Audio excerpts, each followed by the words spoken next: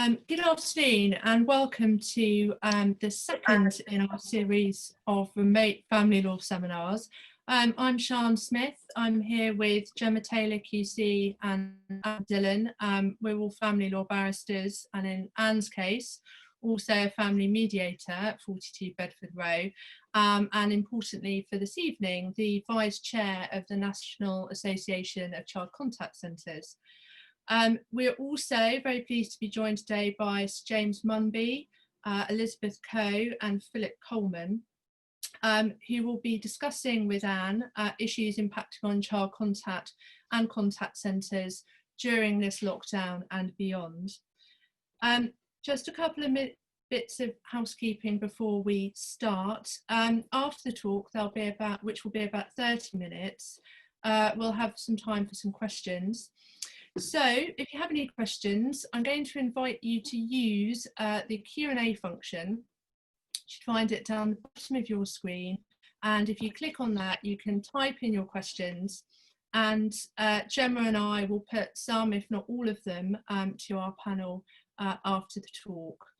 And just a reminder that the webinar is being recorded and it will be available on our Chambers YouTube channel after today. So now I'm going to hand over to Anne, who'll tell you a little bit about the National Association of Child Contact Centres and introduce you to each of our guests. Thanks, Sian. So in England and Wales, child contact centres and services are run by a range of charities, independent organisations and local authorities. And 350 of these form the National Association of Child Contact Centres, known as NAC. NAC centres facilitate families who self-refer, who are in pre-proceedings, who are in private family law cases and in public family law cases. NAC's work also involves accreditation, which is overseen by an independent standards panel, which monitors, reviews and updates the accreditation standards by which the centres operate. We accredit around 350 centres across England and Wales. And these centres are run by 3,500 volunteers and 1,000 staff. And this enables around 20,000 children each year to see the parents and families they no longer with. I'm delighted this afternoon to be joined in the seminar by, as Sian's already said, Elizabeth, Philip and Sir James. So Elizabeth is the Chief Executive of NAC, and she was previously Director of CAFCAS for London. And she's on the Private Law Working Group. Philip Coleman is NAC's Development Services Manager.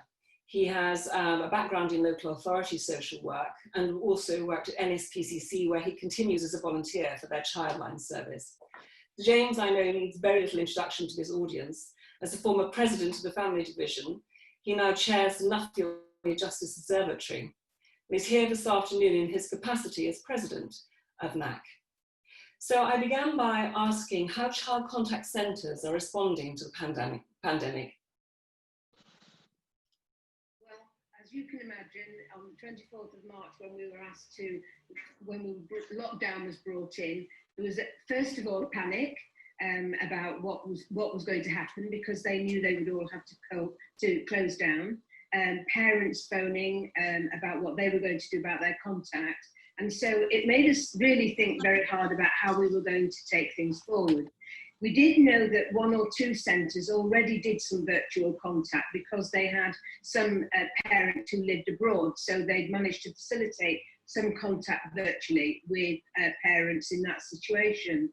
But we decided that we would have a look at developing an app, because most of the apps that are available, like Zoom and Teams, the parents have to give they would have to give their own personal information. And we thought that in some circumstances that some parents just wouldn't want to do that. So in developing a Skype app, it gave us the opportunity to avoid that. And it would mean that the centres actually sent the invitation to the parents. We recommended that the parents got themselves their own email address just for virtual contact, so that there was no crossover, no difficulty, no problems in terms of information. The other safeguards that we put in place were also that there was a facility to be able to mute the app, so that if parents were saying things that they shouldn't, and that would be in the house where the children were the resident parents, or the non-resident parent was saying things that were inappropriate, then the worker could actually mute them. And so they were pretty sure that things were going to be much clearer and better for the child. I'm going to go over to Phil now, because he's dealt with mainly the referrals and the risk assessment of the pre-visits. Okay, so where we are at the moment is that we recognise that many of the families, and indeed the contact centres using this technology, would be unfamiliar with it and how it works, and that therefore there may be concerns about how people would be kept safe, about how they would feel comfortable, about how this would be an app that is as safe as the services that they are used to. So what we've done as an organisation is put a range of guidance together that's all available through our website that guides people through the process of setting up this technology and using it in a safe and effective way. The referral process that we currently have in place looks much like a referral process that would easily be recognised from how contact services have worked in the past.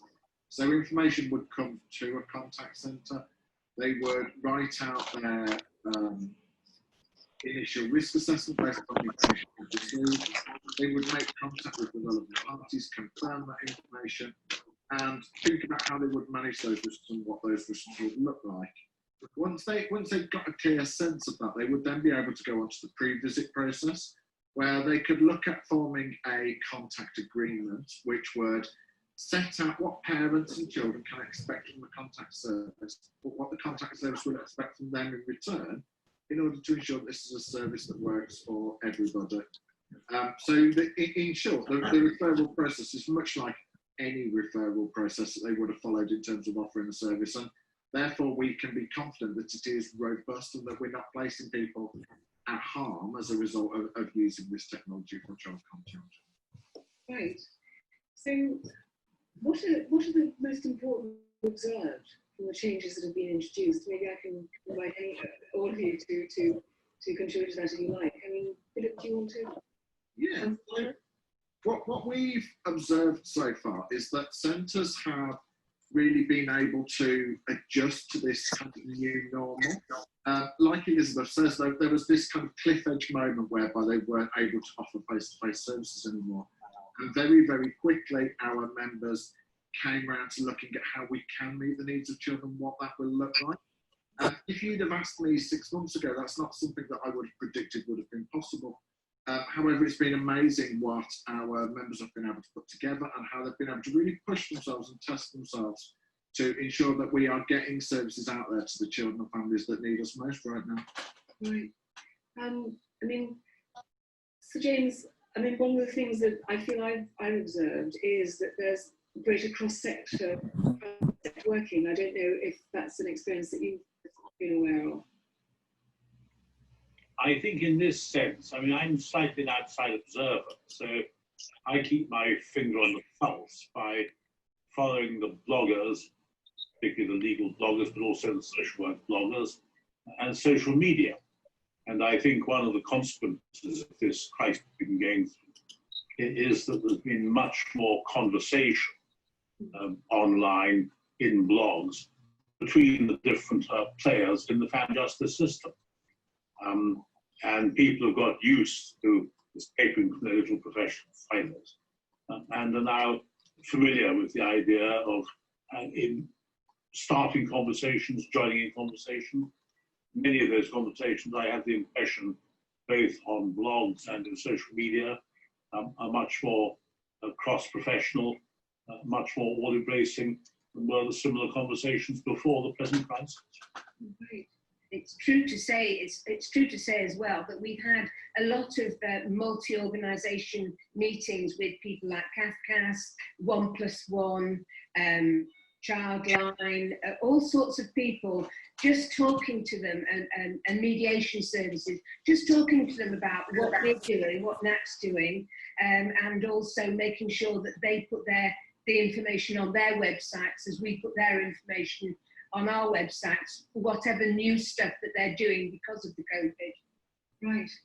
So James, what are your thoughts on the rapid increase in the use of digital technology, for keeping children in touch with their families? Well, I've got, I suppose, 4 points which range from the general to the more particular. The first point is the idea that when this crisis is over, what I might call the post-COVID world is simply going to revert to the pre-COVID normality. I think it is completely misconceived. We are going to be in a new world. There are those who simply say it's back to business, but don't get the picture. The second point I'd make is this, that under the force of this crisis, we have had a crash learning course, if I might put it that way, in digital possibilities. And we've seen that, I suppose, in 4 different areas.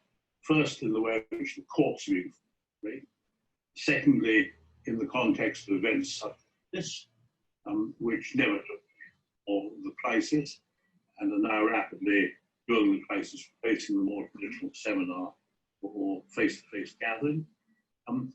Thirdly, it's had an enormous impact the way in which charities and other third sector organizations, including NAC, provide services, disseminate information, and provide support. Fourthly, it's had a great impact on the personal family level, as we all tend to experience under the crisis conditions we live in. We are now much more familiar than most of us were a few weeks ago with platforms like Zoom, and we're now much more familiar than we were so very recently with having regular chat conversations with members of our families. And for those who can grapple with the technology, getting surprisingly large family gatherings together or participating in the one Zoom event.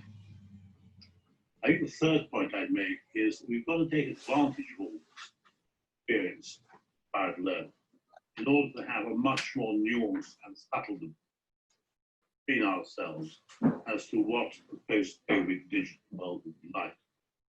And in that connection, we have got to avoid the excesses and the extravagances which hitherto have been characterized as polarized field. On the one side, those I might be digital enthusiasts, whom everything should be digital. Against, on the other side, those who I call the Luddites, take the view that nothing should be digital.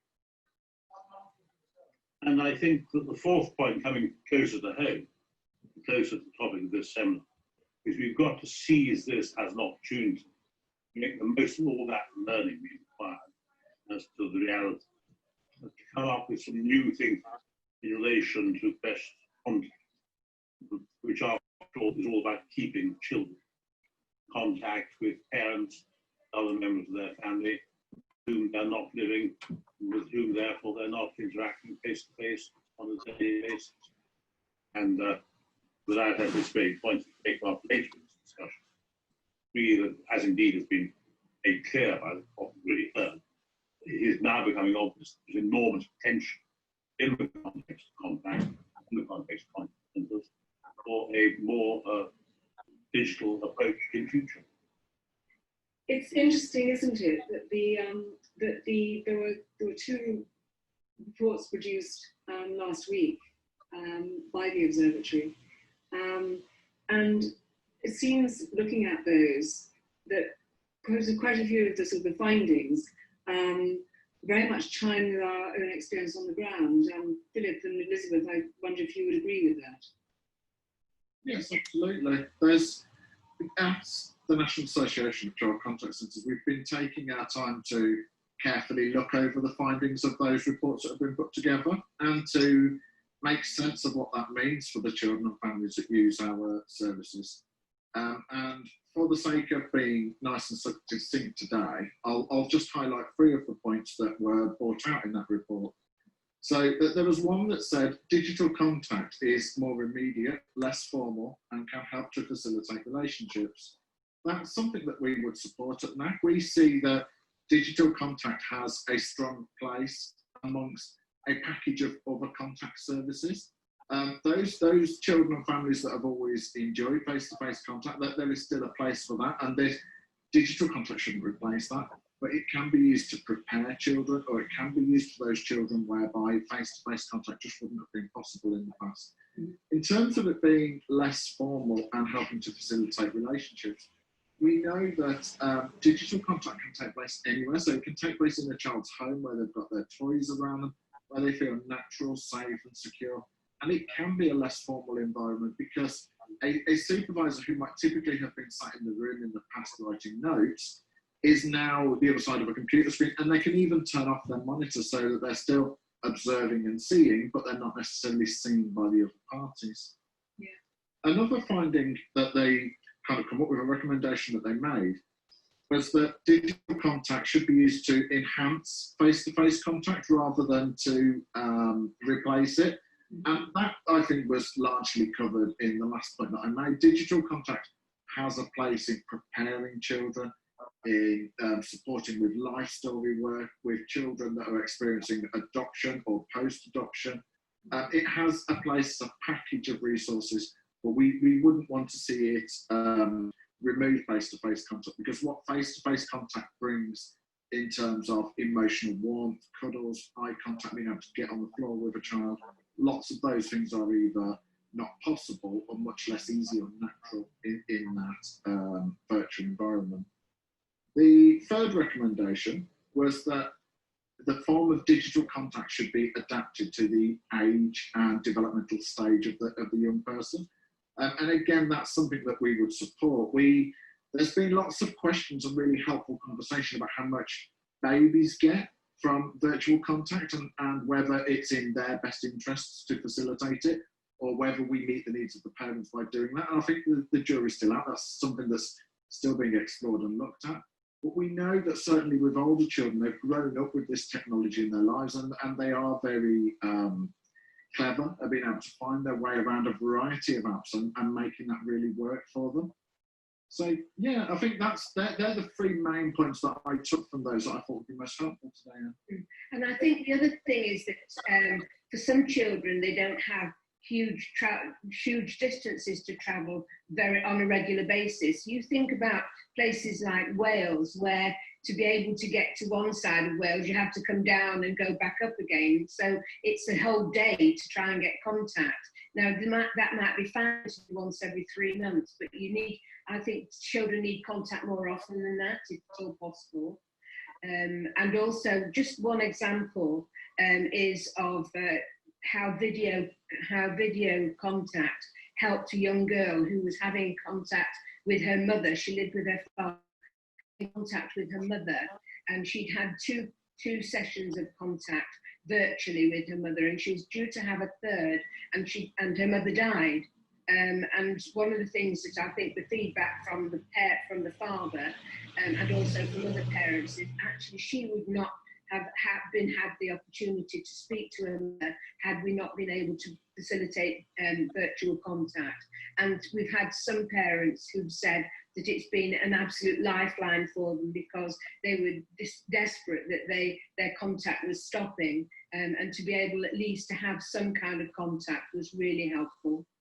Do you think it will be helpful, or maybe they already exist, for parents and others to have some help in preparation for some of these, for when they're having meetings online? I think, Phil, you mentioned that the National Association of Child Contact Centres has a resource pack. Is that right? Yeah, we have a whole suite of resources available on our website for our members, but for the general public too. So if you are a parent or a child and you know that you're going to be having virtual contact, for example, you could open up a document that's been put there especially for you, and it guides you through some fun and friendly activities that you can use to really enrich that contact session to make the most of the time, so that people don't feel worried about filling the time, so that they're not sitting staring at each other through a screen and not knowing how to use that time. So there's support and resources available there for people should they need that. So ideas about how to play with particularly little ones on screen, while they're expecting them to sit there and talk to you, are very useful. So there's a lot of expansion of virtual contact, and there's a lot going on in this area. one of the issues that we must be concerned about is actually the standards. You know, are there going to be consistent standards across the board so that anybody providing contact is going to, to be subject to the sort of standards that our Independent Standards Board provides at the moment? Yes, we to be able to make sure we maintain standards, of course, we need to review our current standards and be able to put some guidance in for centres, in addition to what we've already provided, because we see virtual contact as being an indefinite thing. I don't think it's just for whilst this virus is rampant. It's for, I think, forever. It's an additional service for centres. So we need to make sure that we give good guidance on the sort of things that they should be doing. And then we have the Independent Standards Board that actually reviews our accreditation reports so that they will make sure that we stick to the sort of guidance and things that we've been saying that we should in our reports, our assessors' reports. And then we've got the All-Party Parliamentary Group on services, on contact services. We've been raising awareness with MPs, but we also need to go back to them and start to discuss with them the new normal, the new world in terms of virtual, when they're talking to their constituents, to be able to make sure that they can tell them that that's available to them. And then, of course, there's the amendment to the Domestic Violence Bill that is we're waiting to present to the it's the committee stage now, isn't it? At the committee stage, yes. So I think there's quite a lot around the standards, and going back to our kind of reopening, there'll be quite a lot of stuff that we need to tell centres about reopening, about how they're going to make sure the premises are clean, make a decision about how many families they should have at any one time, how they're going to maintain social distancing, because I think that will be with us for a long time. To be saying to children, please bring your own toys instead of having the centre toys, because we don't have to clean them if you're taking them away with you. So we're going to also, I think we've got to remember that some of the centres won't all open up immediately, because we've got a lot of older people who are involved in centres, and they do a great job, but they are in a risk group, so we've got to be cautious about how they do it. And our safety measures, which we're currently designing, and a risk assessment tool, which we've put in place, probably needs a bit more work between Phil and I, but we've got a draft of something that we will send to centres that they will use as a tick-off questionnaire, and we're taking advice from the teachers' unions about how they're going to approach it, because there are similarities with contact centres. Yes, thank you. So finally, so James, what do you think should be the family justice system's direction of travel in relation to keeping children in touch with their families in the post-COVID world? Well, very shortly, and I don't treat myself as being either one of the enthusiasts, certainly not one of the Luddites. We need to make more use of the technology which we've now discovered means that digital contact can be very, very effective. Yes. As in all things, we've got to find the right balance. Recognise in an ideal world, contact is obviously the best.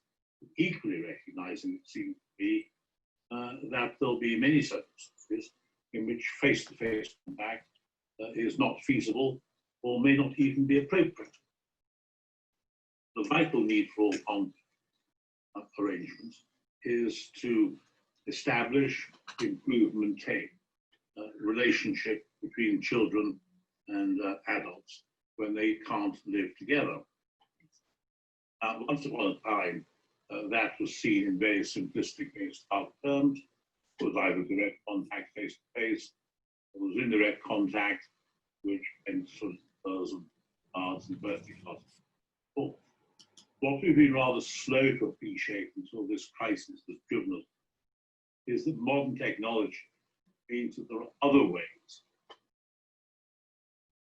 which more closely approximate to face-to-face contact than to traditional indirect contact. That is the tremendous advantage of modern digital systems.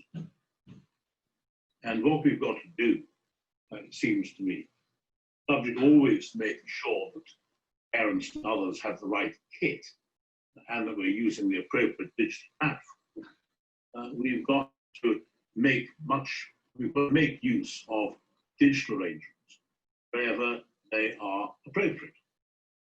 And this is not a one-size-fits-all, as in most things in family justice and family life. These things have got to be tailored to circumstances and needs of the particular families. And one needs to recognize, this has been touched on already, that there may be circumstances where frequent, regular contact is simply not possible. If the children and the adults are living in separate countries or on different continents or even far apart, then face-to-face contact may mean, as Elizabeth has suggested, once every 3 months. The great advantage of digital is you can do it almost every day if you want to. That's why digital is something to be welcomed in appropriate cases. In some cases, it will largely be a substitute for face-to-face contact, which is impossible because of geographical separation. In other cases, as Philip has suggested, it will be an add-on to face-to-face contact where one can use the two in sequence altogether. And I think in analysing these issues and thinking about these issues, one needs to bear one or two realities in mind. First of all, children, even the very youngest children, are growing up with and are familiar with a world where the screen is all important. Those of us sitting around in this discussion think we're familiar with the digital world.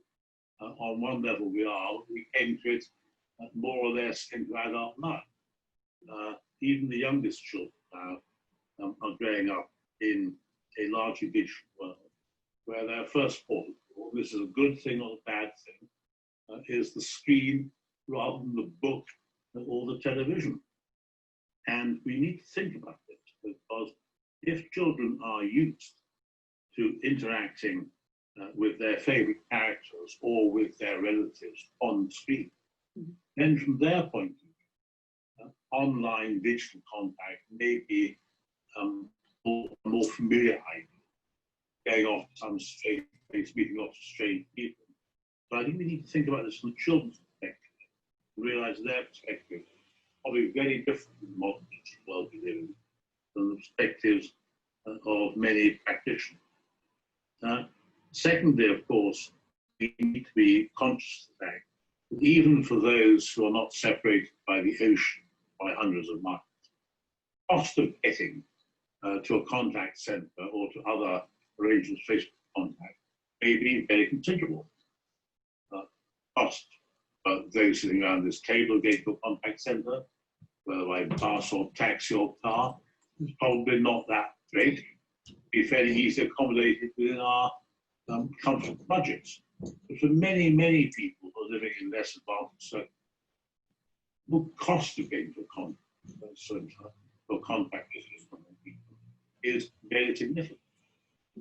And so significant, the data itself tends to diminish the number of times it plays. That leads you on to the third point, which really been touched both on what I've said and by what Philip has said. Digital contact can take place much more frequently, in a sense, in a much more informal and natural than does traditional face contact at a contact centre.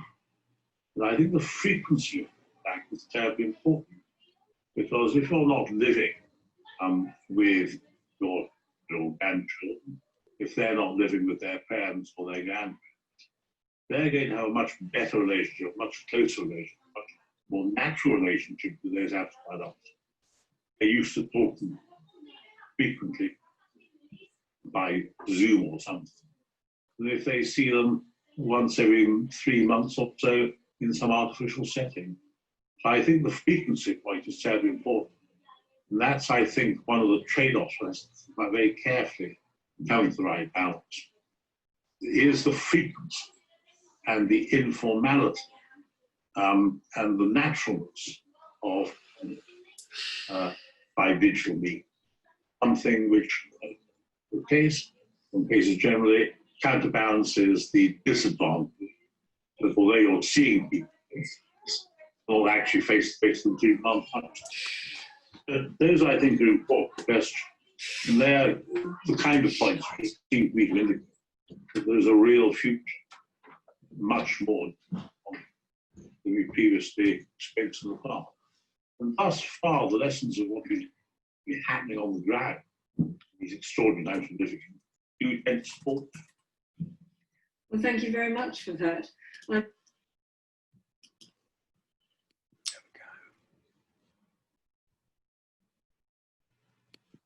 Welcome back, everyone. Thank you very much for that really interesting discussion. I'm sorry it's ended quite abruptly. My name's Gemma Taylor, and I want to formally and profusely thank Sir James, Elizabeth and Philip for contributing to this fast-moving discussion about managing contact in lockdown and how much we have to learn about the effects of digital contact now and in the future. And also to Anne in particular for organising this event. We're very grateful that you have agreed to answer a few questions from our audience. Some of you have already sent questions in, they've been answered already in writing, others will be addressed now, but if you haven't sent a question in, please do so now. However, I'd like to start with one from me because I have the advantage of having seen this talk already.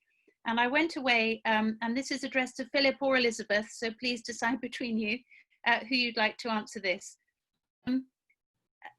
I went away and read the Nuffield Observatory Rapid Evidence Review on the effects of digital contact on children's well-being. And one of the problems identified is that it can be difficult for carers and professionals to set boundaries and supervise digital contact. Can you please explain a bit more fully how your professionals plan for and manage these issues? Over to Philip or Elizabeth. I'll go to Philip because he's been dealing with the centres directly who've been doing this. Thank you very much. Lovely. So generally the approach that we take when supporting professionals and family members is to recognise that this type of contact can be quite difficult and can have its problems because it's new to us all and we're all kind of learning. And we tend to recommend that you prepare professionals. We know that, for example, foster carers have found getting used to using this technology very difficult, not only in terms of actually being able to use the technology, but also having cameras in their home and all the anxieties around that. So there's a real role there for supervising social workers to work with those foster carers to overcome those difficulties, to look at those risk assessments and to prepare them fully for the service that's about to take place, because ultimately we know it's going to be a key role of that foster carer to be able to support the child, to engage in the process, and it's the child that really matters in amongst all of this. In a more formal sense, we tend to work with more so the adults and the professionals that are going to be using the technology. We will have a pre-visit to start off with, whereby we will test out the technology, we will talk about the rules, what people can expect, what they can expect from us, and then we will formalise those things in a working agreement. We call it a contact agreement, but it's basically a working agreement, so that everybody has something in writing to refer back to about what we've agreed, how it will work, and how we will make sure that the best interests of children are constantly met throughout the process. But it is a very supportive, nurturing process where people need to be guided and mentored along the way to make it all work for children. Thank you very much. I think Sian has the next question. Thank you. Yes, this question is going to be for James, if I can. You were talking about observing conversations beginning between the players, as it were, in the family justice system, and how we're stepping out, or perhaps need to step out of our professional silos. Social media obviously does well across professional boundaries, but is limited to those who use it, as an obvious point. How do you think that some of those professional lessons are going to be shared and learned, or ought to be, moving forward? Well, one of the interesting things I've detected monitoring this is that many of the viewpoints, many of the experiences, whatever the professional background of those recording them, are very similar. And what is interesting is that this process of online discussion, this process of almost continuous digital debate, what we're having now, is very rapidly bringing consensus on issues, very rapidly bringing people together to recognize what is or is not sensible. Critically, of course, it is dependent upon the technology. And just because many of us are more or less digitally literate, more or less digitally equipped, we have to remember that there are many people who are not part of the digital family, people who are not comfortable with this. Whatever we do in any professional context has got to be very receptive and understanding of that. But in terms of the professional conversation, in terms of the conversations between different kinds of professionals, almost all professionals nowadays, by and large, illiterate. Almost all professionals nowadays are provided by their employers or agencies with more or less effective kit, and are, for that reason, if nothing else, quite familiar with this. I think this is a learning process. One of the things which is very important to emerge from this is a better understanding of just how far one can use digital and what the limitations are. And it's a terrible thing in the sense that, say, one of the advantages we're going to reap in the long term, this terrible crisis we're going through, is that we have had what I call this crash course, compressing into as many weeks, but otherwise it's taken years to understand where we're going.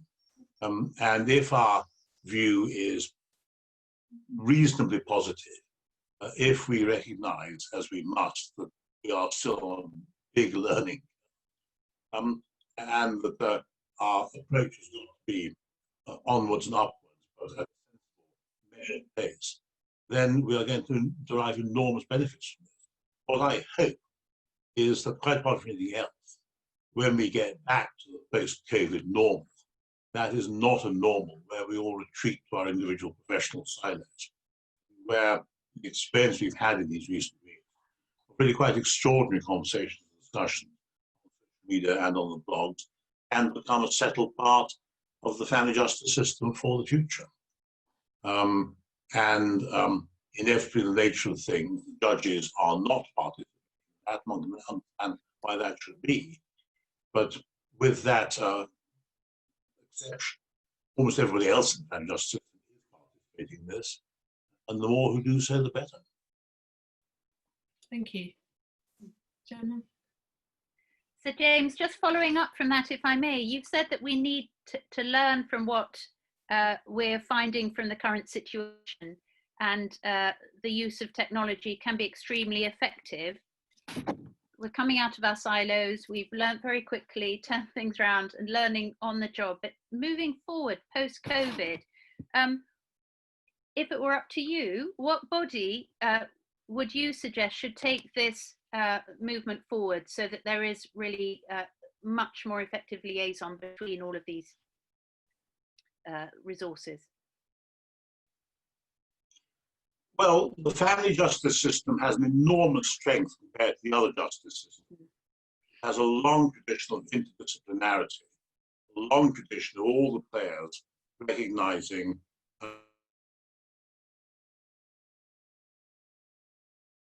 that gives us an enormous advantage if you compare us with either the criminal justice system or the justice system.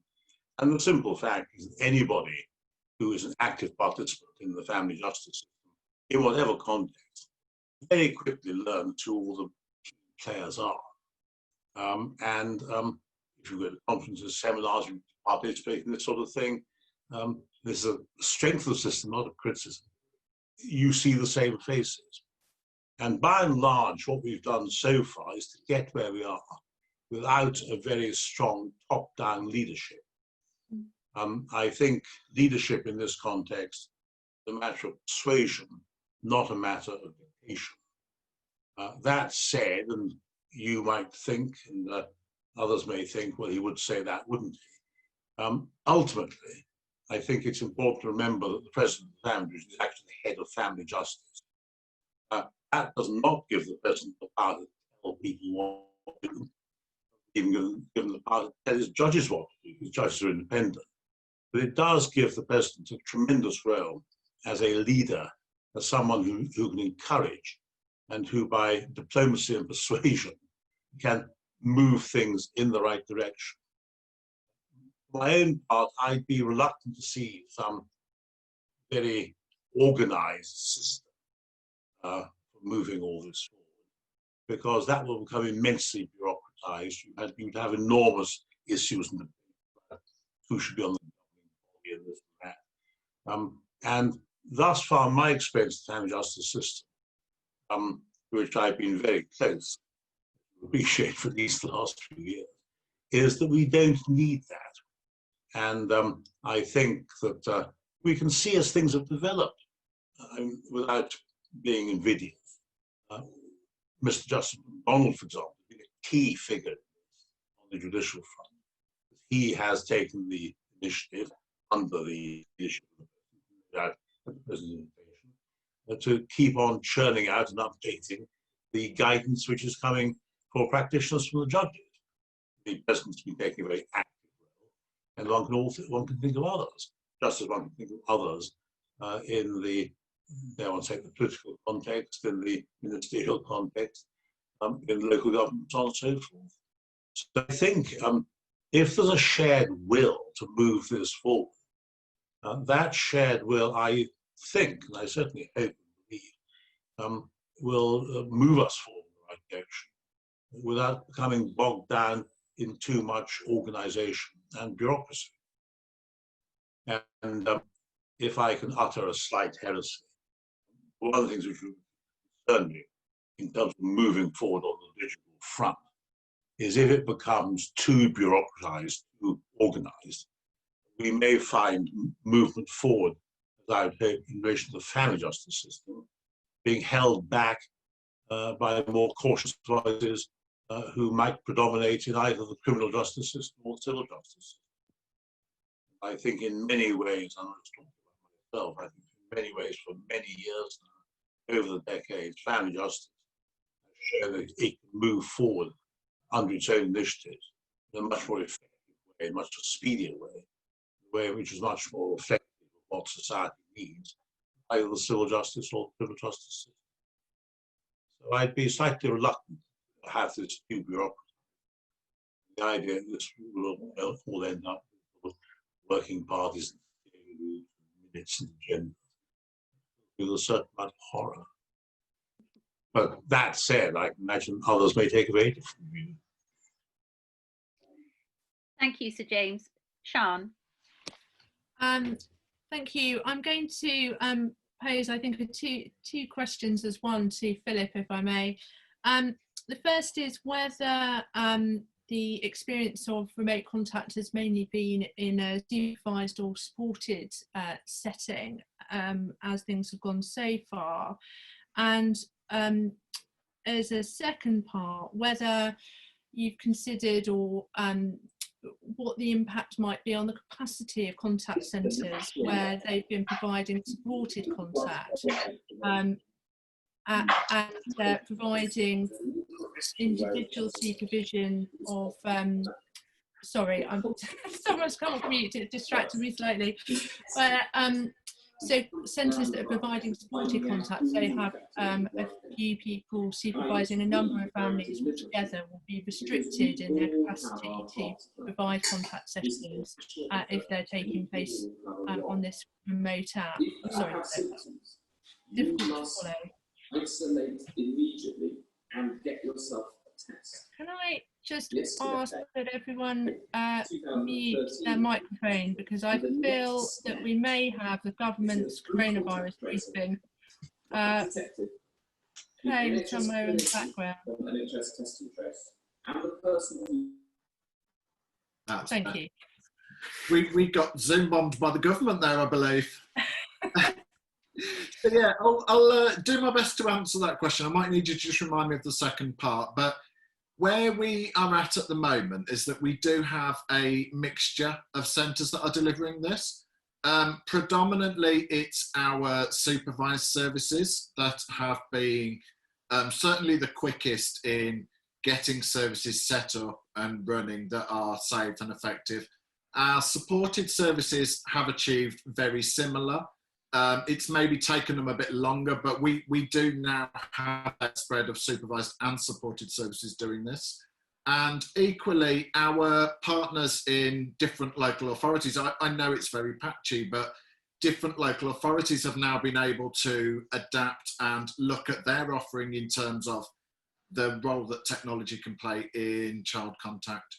And just remind me, Sean, what was the second part of your question, sorry? Before you move on, Sorry. I've got some numbers there if anybody's interested in numbers, in terms of centres that have, in terms of the division, in terms of there's 36 supervised centres that are doing tech, and there's 22 supported centres, with the rest moving towards doing some.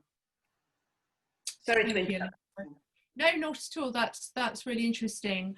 The second part was just to ask really whether there's an impact on capacity for supported centres, because on the remote basis they can only support one family at a time, whereas on face-to-face sessions they'd be supporting a number of families at the same time. Yeah, it's a really interesting question, and one that isn't entirely straightforward to answer. Potentially, yes, you are right in what you're saying. They can only work with one family at a time. And I suspect that the issues around getting the technology set up, making sure that people have got the right app at the right time and that they're all on it, that's all going to be quite time consuming for them. However, what we're finding is that one of the benefits of this type of contact is that they're able to offer services throughout the week. Because it fits in around people's lives, it can be organised really well. Whereas typically a lot of supported centres tend to limit their services to the weekend, and particularly with children not being at school at the moment, the availability of families is much more than it ever has been. So whilst there is a potential issue there that's apparent, it's not an issue that has caused any problems so far. There is plenty of capacity in the system to be able to meet the level of demand that's out there. Thank you, that's really reassuring. Gemma? Thanks. I think we'll just have one further question from me and one further question from Sean, so everyone understands. So I'm going to just, this is to Elizabeth. It's a rolled up, again, two questions in one. Firstly, how far have NAC got towards reopening any of the centres, and when is it likely that advice will be forwarded to the contact centres about reopening arrangements? Practical issues being raised by our participants. Yes, in fact I've answered on the chat line one of those questions, but just for everybody else. A lot of the centres are very, very anxious to get opening on the basis that a lot of schools, or some schools, will be opening, certainly in the age range that a lot of our children would be, like 4 or 5-year-olds.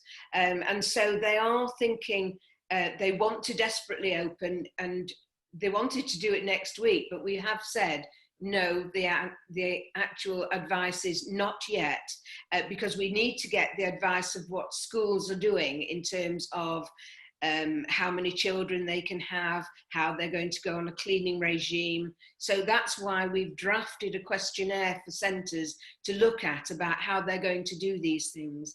And the sort of things that they need to look at are they have lots of toys around. Well, there's no point in having toys around because after every child has been in, they can't be cleaning the toys. So one of the suggestions is that the children should bring their own toys and take them away again so they haven't got to clean. That they actually only have 1 or 2 families in at a time for a shorter time than they would normally, so that then they can keep them divided up, and when they go they can clean and then they can get the next family in. So we are starting to think about helping them and giving them guidance about how they might do that, but we are listening to Public Health England, the schools unions, about how they're actually doing it, because they're very, very similar in that they've got children running around and having to try and think about how they're going to keep a 4 or 5-year-old social distancing because they want to play together and hug each other. Thank you. Thank you. Over to final question from Sian. Thank you. Thank you. Yes, so final question I will ask of Sir James, which is just on the topic you were talking earlier about the importance, the benefits really of the frequency and the informality that remote contact can bring, as opposed to the perhaps more obvious disadvantages. Understanding the overall impact of remote contact on relationships must be uncertain to some extent at this point. Do you see there being a role for research being carried out during this period and in the future to inform or better inform our decision making? My answer is an unequivocal and enthusiastic yes. I'm not just saying that because I'm the chairman of the Nuffield Family Justice Observatory. We think that we have a lot of research in the family justice system, and it's true that we do. But the more we examine the research we've got, the more we recognize the enormous gaps in the research which is available to us. And indeed, part of the function of the observatory is to plug that gap.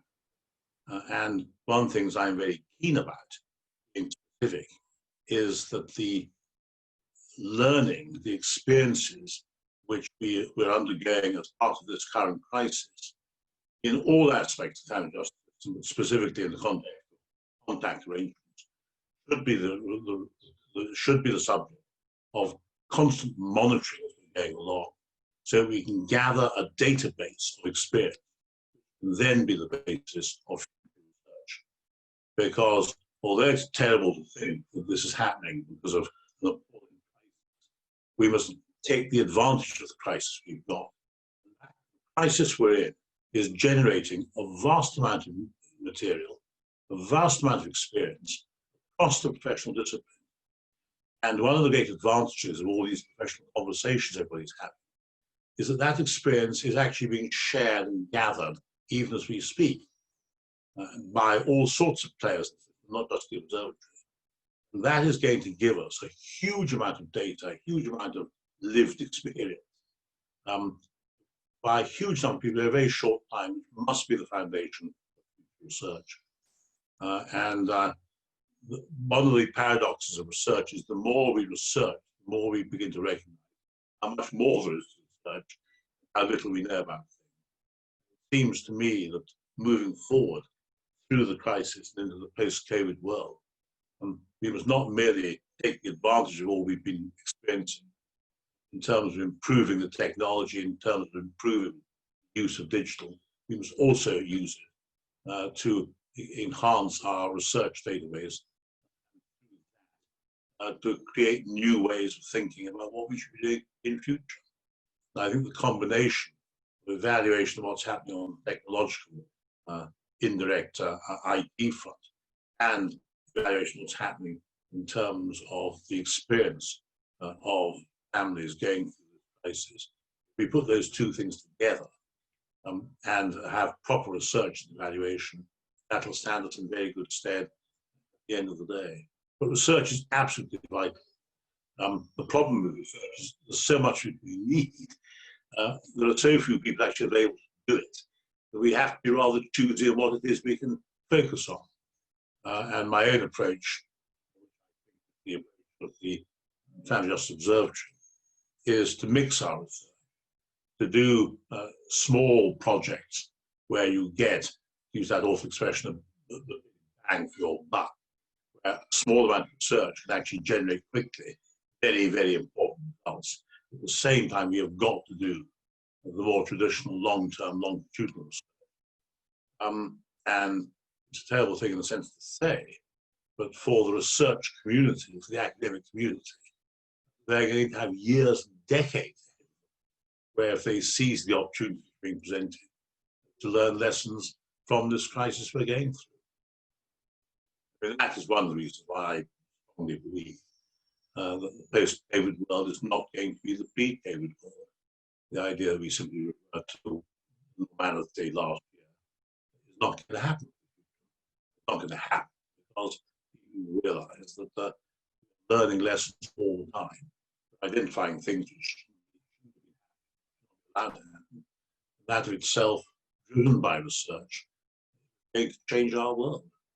And all I can say is very much for the better. So research, more research, more research, we can't have enough. Thank you very much. Thank you.